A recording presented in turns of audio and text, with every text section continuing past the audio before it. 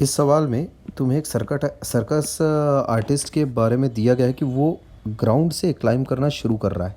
ठीक है, अब ग्राउंड से वो क्लाइंब तो कर रहा है, बट ऐसा हवा में तो कोई क्लाइंब तो कर नहीं सकता, जाहिर सी बात है। तो अलोंग अ रोप वो कैसा क्लाइंब कर रहा है, stretch from the top of a vertical pole and tied at the ground. मतलब मामला कुछ ऐसा है, देखो यहाँ पर बता दूँ मैं तुम्हें, ये ऐसी रोप है तुम्हारे पास।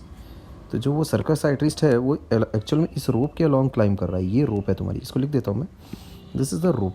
ठीक है, along which the circus artist is climbing. समझ गए? तो ग्राउंड पर इस तरह से टायर्ड अप है, ऐसा ए बी और ये मार्क कर देते हैं इसको ऐसा सी। तो यहाँ पर एक्चुअल में ना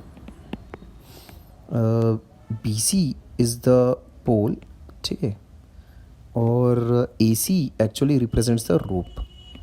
ठीक, इसके अलावा जो पोल है ना, पोल की लेंथ मुझे दी हुई है 12 मीटर, और रोप की लेंथ निकालनी है ना। कहाँ है भाई रोप की लेंथ क्या निकालनी? Calculate the distance by the covered by the artist in climbing to the top of the pole. ये चीज़ फाइंड आउट करनी है, distance covered by the artist in climbing to the top of the pole. इसका मतलब ये वाली distance निकालनी है मेरे को, ये वाली डिस्टेंस है ना। आर्टिस्ट जो है वो यहाँ से चलना शुरू किया और यहाँ से अपना चलते चलते चलते चलते यहाँ सी तक पहुँचा। ठीक है, तो this is the distance which I need to calculate. ठीक, तो उसमें बी सी जो पोल की लेंथ है, द हाइट ऑफ द पोल, वो चीज़ मुझे दी हुई है। मुझे जो फाइंड आउट करना है, टू फाइंड, वो मुझे फाइंड करना है height of the, sorry, distance calculated, distance covered bye artist.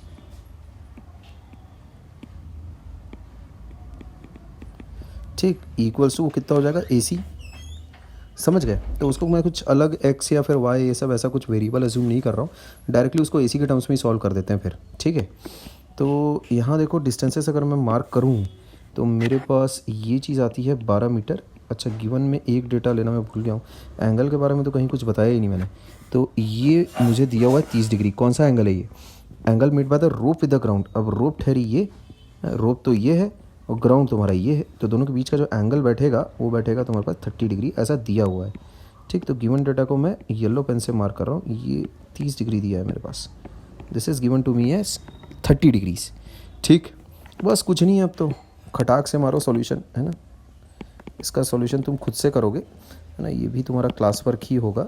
ठीक है बात। अब इसमें ध्यान दोगे, हम लोगों को ए सी निकालना है, बी सी दिया हुआ है, यानी इस एंगल के रेस्पेक्ट में देखो, ये चीज़ परपेंडिकुलर की लेंथ दी हुई है और हाइपोटेन्यूज की लेंथ निकालनी है। अगेन साइन 30 डिग्री का इस्तेमाल करो, आराम से खटाक से आता है काम। In triangle A B C, है ना, साइन 30 डिग्री इक्वल्स टू जैसे ही लगा के करोगे ए सी की लेंथ तुम आराम से निकालोगे। फाइनल लाइन आंसर की लिखना मत भूलना। ठीक है, तो ये भी बहुत ही चिंदी सा सवाल था। बस ये बात ध्यान में रखो कि क्या तुम इंग्लिश लैंग्वेज में जो कि इस्तेमाल की गई है सवाल में, उसको ट्रांसलेट करके क्या तुम डायग्राम में कन्वर्ट कर पा रहे हो या नहीं। बस यही बात, यही है बस, और कुछ नहीं।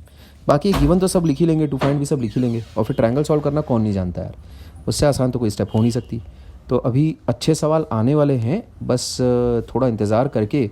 अभी जो रेगुलर सवाल अभी तुम्हारे चल रहे हैं उसमें आंसर निकाल के अभी खुश होते रहो। Gain your confidence, boost your confidence. समझ गए? ओके।